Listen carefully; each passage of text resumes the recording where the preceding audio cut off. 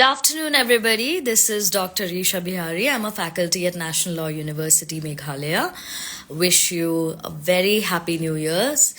And today, joining live with us is one of our students, Bethilda. We'll be talking about the various master's programs that we offer.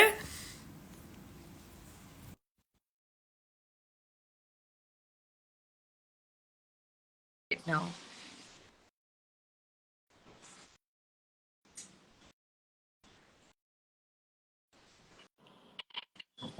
Good afternoon, Bethilda. How's it going? Good afternoon, ma'am. Happy New Year to you and to everyone. Happy New Year to everybody. So this is a new year there. This year brings with it a lot of new resolutions in students amongst everybody of us. We think of new opportunities, new changes. What are our dreams regarding our career, regarding our life? There's a whole gamut of things that's happening there. Now, this life is specifically focused to the prospective students who've completed their 11th and 12th grade, and they must be now charting or foraying into the future career paths. And law is one such field, specifically in India. Like, we do need legal minds to be shaping currently with the national education policy that's happening, interdisciplinary studies that's happening.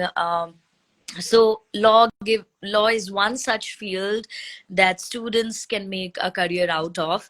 And to shine more torch into it, in our master's program we have three specializations that we currently offer. We have corporate law, we have criminal law, and then we have public policy. And today Bethilda here with us, her specialization is in criminal law. And let's now hear it straight from the horse's mouth.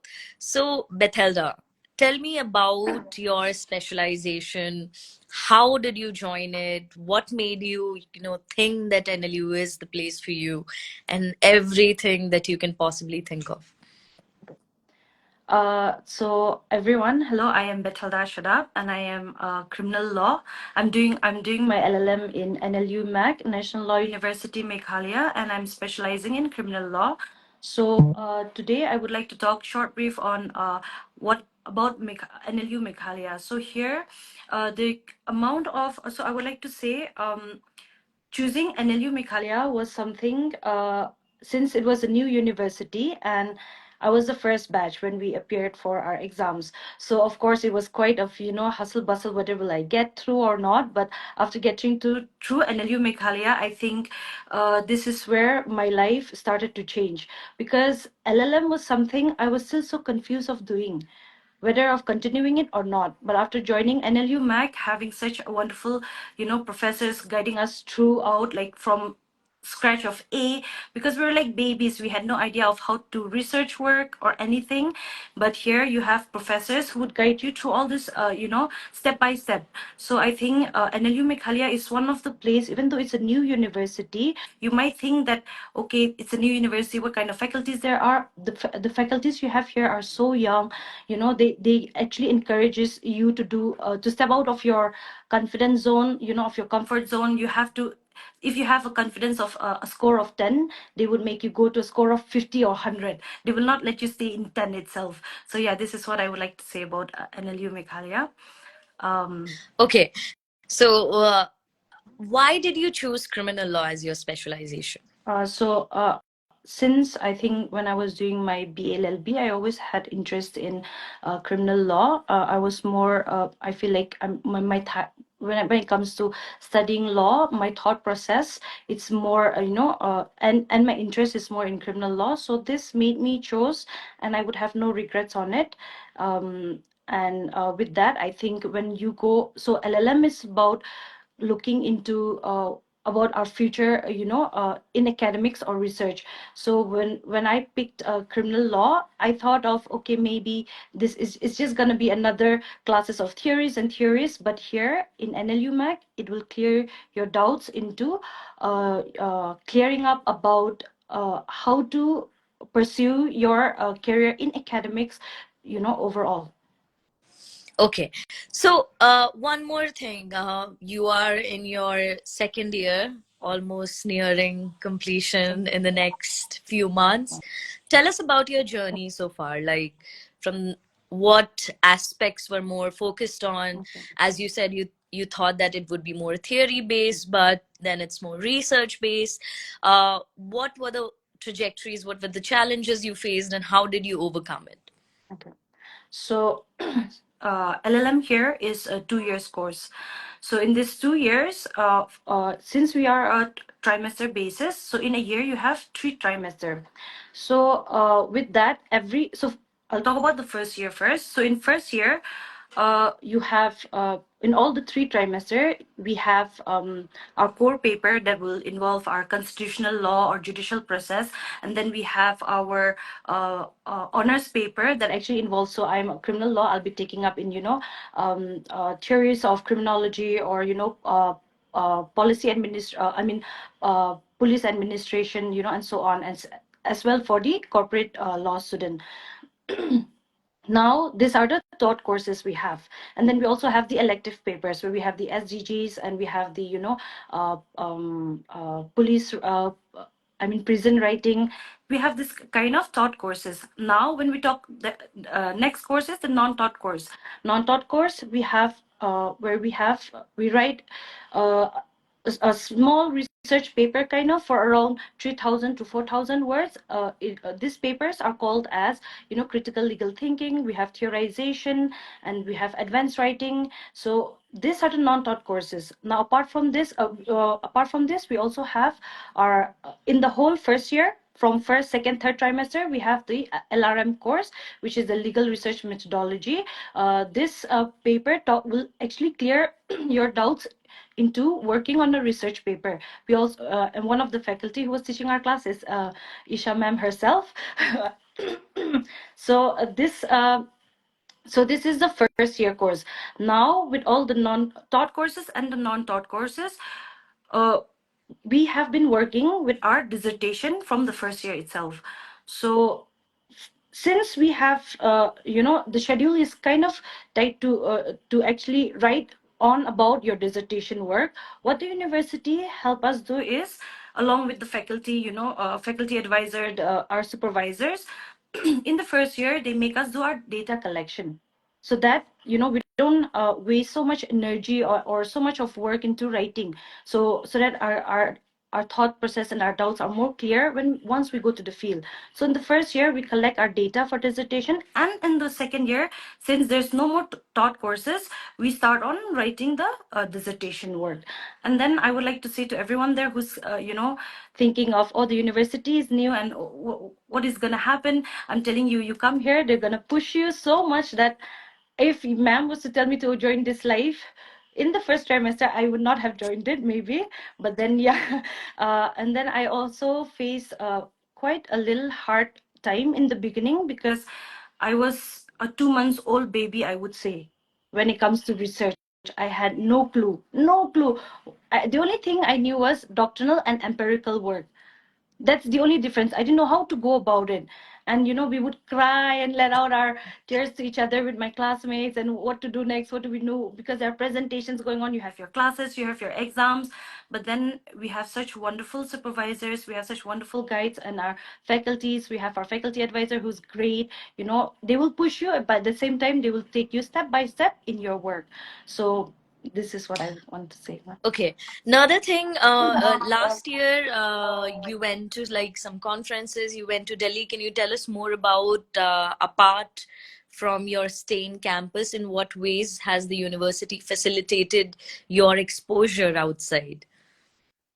Uh, so for in the when we were in our second trimester, what happened was we had no confidence at all to step up and go for conferences. So there was this conference in Symbiosis Pune, which was a Simrolic 2024. There we had this class with Assistant Professor Dr. Ankita Chakraborty ma'am. She In that class, since we have 40 marks of internals, she said that if you don't go for conference, you will not receive any marks for it. Nothing. Assignments, nothing will be enough, only for the conference. So ma'am really pushed us, and for that, me and my classmates had to go. And then, which was so great. Like the paper that we had to submit there was around 10,000 words, along with citations and everything. So we made that done with a time slot of like 2 months, I guess. So we went to Symbiosis, presented a paper. I think it was one of the best opportunity and the great experience we had. We met with different kind of people from different backgrounds, not just criminal law, but you have so many backgrounds of people there. They're so smart and intelligent. You get to interact with them, know about other things that is our comfort zone. We see different things that they learn. And again, on the month of September, October, I had gone to a conference of World Society of Victimology. Me and my supervisor, we presented a paper there. Again, that was also a very great experience. It was a 3 days conference, and we presented our paper on the first day. And we had a very good review from the judges himself, from the chair. Then we met. Yes, ma'am. We had great time there. Okay. So one thing, when the bachelor students, they go and do their internships during these winter vacations month in June, what is it that master students do during that time? So we also had gone for our internship last year in the month of June. So for the internship, the university will guide you. So we have the CDC, that is the Career Development Cell. They will guide you through. So for us, depending on what we want, so where do we want to do our internship, whether in research work or assisting somebody like in chambers or in firms. So for us, we were assigned in a firm, corporate firm, where it was in Delhi, ACM legal firm. So under this firm, they have two teams, the ACM legal team as well as the MSc legal team. So the MSc legal team were working on criminal cases. So me and my classmate, we joined this team, and I think it was something, initially we were like, what do we do here? But then it has really taught us how to, draft cases and write on about it. Like, I mean, we used to do this when we were in our bachelor time, but now with the amount of education you have, the amount of workload, our research work, our research skills that we learn in the university has actually helped us work with their drafting work. We showed our skills and brought it with their work, so we combined it together, and then we worked together with them. Yes, ma'am.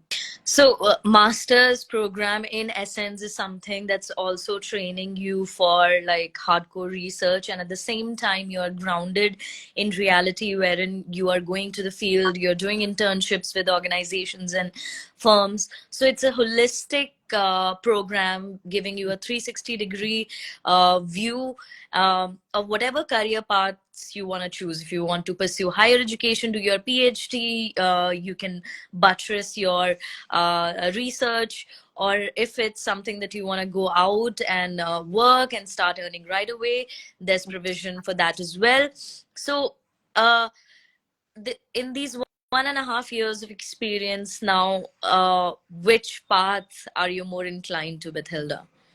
So just a month back, we had one of the faculty asking us for our what do you want, where do we want to pursue ahead, so that they'll look into our placements. So I think initially I wouldn't say academics, because I was so unclear. But after coming here, after learning, because again, I would just like to go a little bit back. In our second year, we have this part of our course where we have the teaching process. So we're actually taking classes for the juniors, the BALLB students. So while I was taking these classes, I'm sure there was a lot of ups and downs, but I learned that I have very much interest into this. So I have opted for academics, ma'am.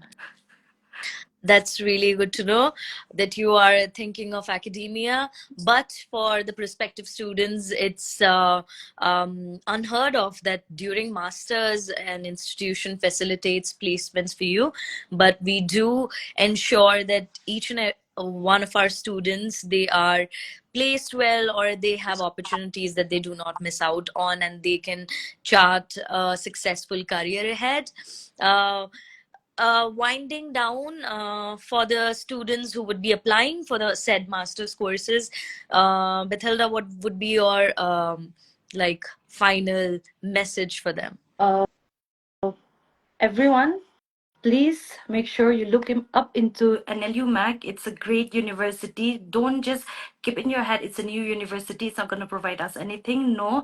And as for the local students who are from Meghalaya, please don't think that since it is a residential university, you know, you don't want to stay in the hostel. I'm telling you, hostel food is great if you're thinking about that.